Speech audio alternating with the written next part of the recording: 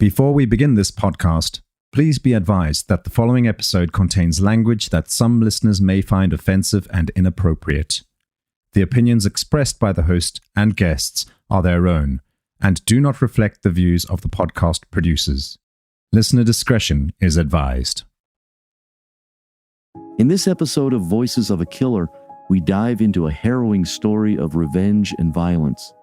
On Christmas Eve of 2017, James Johnson brutally beat and killed his best friend Darren Kirk. Was this a case of protection, or was it something far more sinister? As we unravel this complex case, we'll explore the fragile line between self-defense and cold-blooded murder. How did a seemingly ordinary night turn into a horrific crime scene?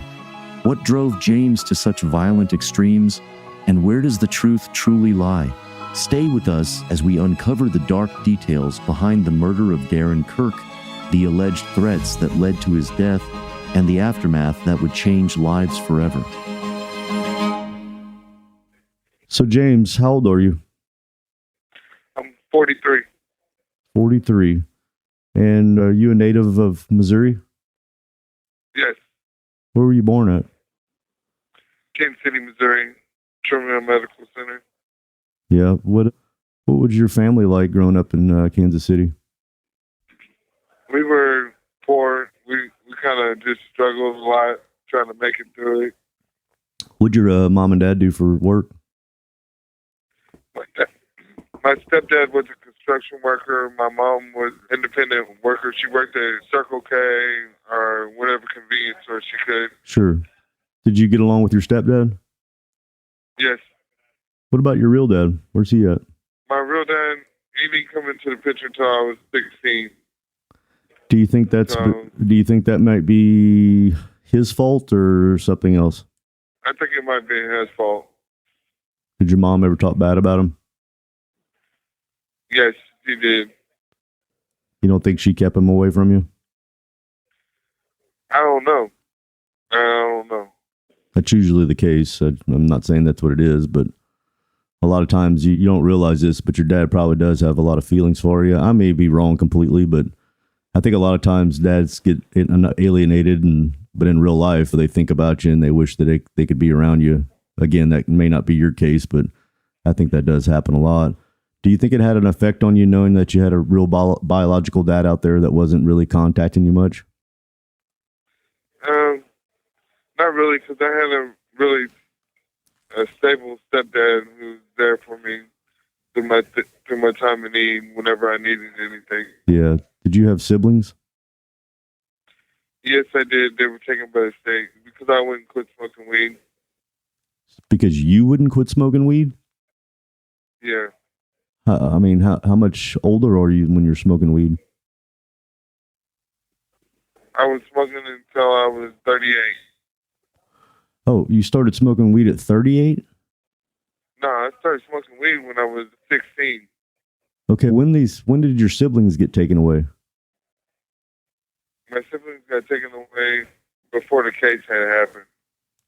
And what year did the case happen? 2017.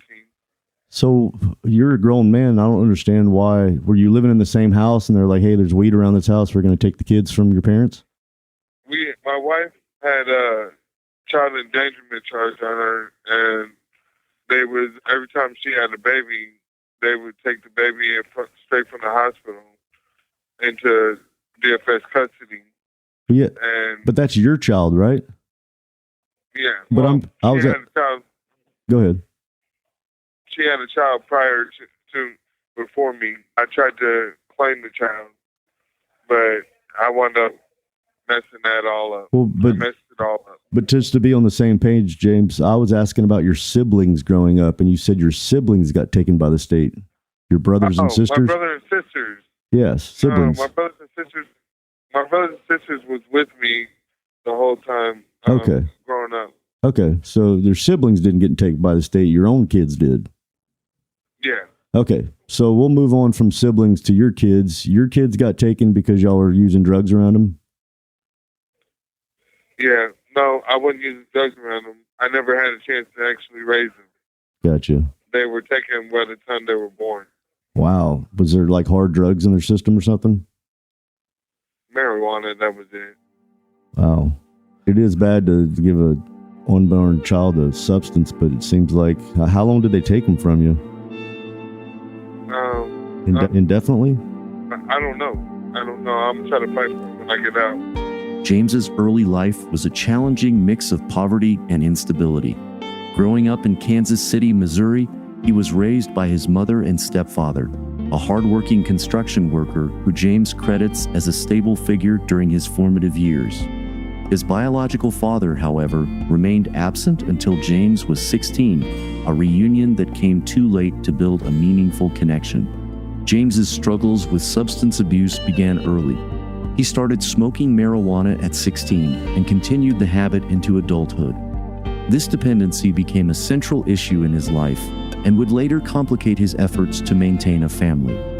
Due to his ongoing substance use, the state authorities intervened, taking his kids straight from the hospital, meaning James was never able to raise them himself. The trauma of losing his kids left James with a deep sense of loss and guilt. Despite his attempts to stay clean and rebuild, the damage was done. These early struggles set the stage for a life marred by instability, addiction, and choices that would later lead to his demise. Today, James reflects on his past with a heavy sense of regret, recognizing how his addictions and decisions took everything from him long before the tragic events that put him behind bars. We'll hear more about James's story after the break.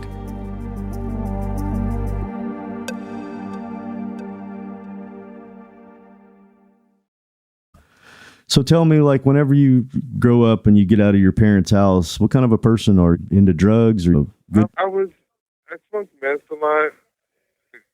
I grew to like it. I don't know, times being in here locked up and being locked away, I grew against it. I don't want to do it no more. Do you do meth in there ever? Yeah. Did I do what? Meth in prison? Do you ever do that? No, I haven't. So whenever you were doing meth for the first time and getting into it, how old were you? I was 17 when I first did meth, and I was at a skating ring, and one of my friends came and approached me with it. He said, "I gotta wait for you to get high. You can enjoy yourself." And I was like, "Really? What do you got?"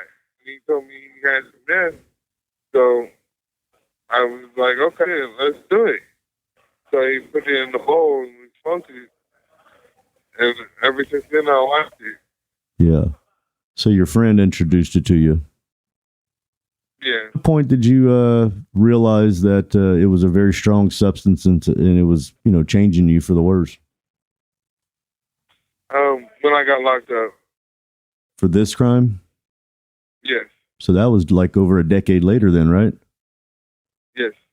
So that time from you starting, your friend giving you meth, all the way to your crime that you're in prison for, did you do meth that whole time? Yes. Certainly you got in trouble with the law somewhere between there, right? No, I was out of trouble all the time. Yeah.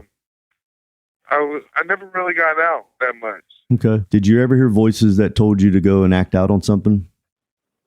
No, never. Most of the time it was just voices trying to scare you?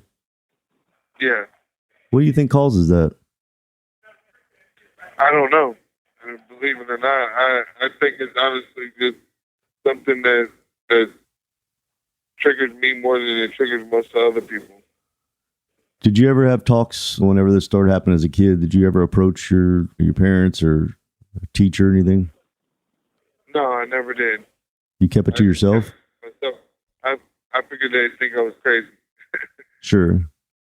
Well, I mean, it's a thing. You're not the only one that has that. I've heard lots of other people that, have that condition or whatever you want to call it. How'd you do in like high school? Did you struggle? Yes, I did. I was an LD student. I had a learning disability. I was really slow. I had to have one-on-one with the teacher. I graduated high school, though. Yeah, nice. So you had one-on-ones with the teacher and stuff. Did they give you medication as a kid? Yes. I was on the Dilantin and phenobarbital. for seizures. How do you feel about the drugs that you were on? I just figured it helped me, so I didn't complain about it. Did you take those drugs from the doctor as well as doing the meth? Yes, I did. Did the voice occurrences heighten whenever you did meth, or it's just the same, or not at all? It was just the same. Yeah. Did you do meth alone, or did you do it with friends? I did it with friends sometimes. I did it alone a lot. Yeah. So a little bit of both. Did your parents know you did it? My mom knew I did it, but my stepdad and my dad didn't know I did it. She didn't tell them? No. That's surprising. Did she do it? No. Wonder why she wouldn't say anything. I never asked her. She got separated from my dad when we were 16. Yeah. My stepdad. Did you ever have any violence as a kid growing up or in your 20s and stuff? No, never. Yeah. But your crime is actually beating somebody with a baseball bat?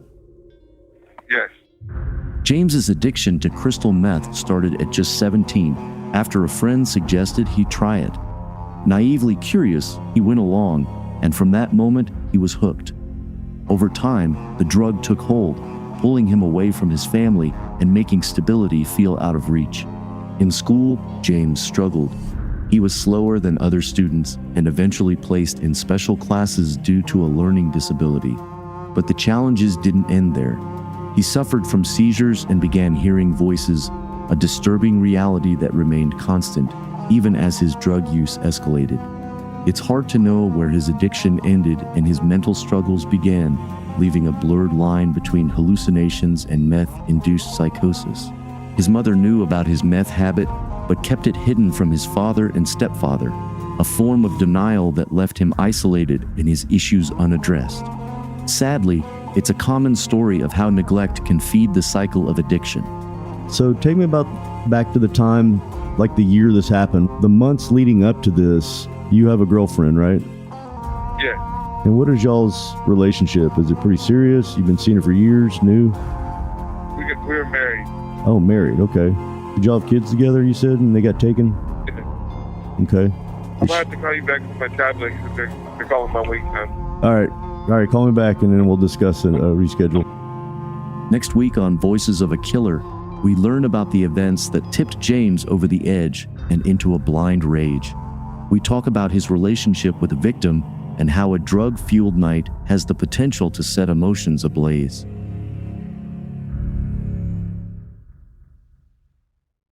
If you want to find out what happens next, right now, you can sign up at patreon.com/voicesofakiller. There you can find bonus content, early access, ad-free listening, and access to our chat community. So go to patreon.com/voicesofakiller to sign up now. Your support is what keeps us passionate about bringing these stories to you. That's a wrap on this episode of Voices of a Killer.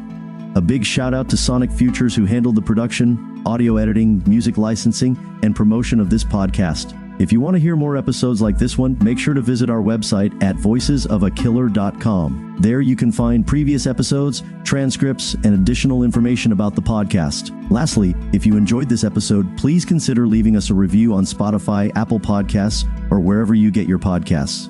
Your feedback helps us improve and reach new listeners. Thank you for your support, and we can't wait to share more stories with you in the future. Thank you for tuning in. I'm your host, Toby, and we'll see you next time on Voices of a Killer.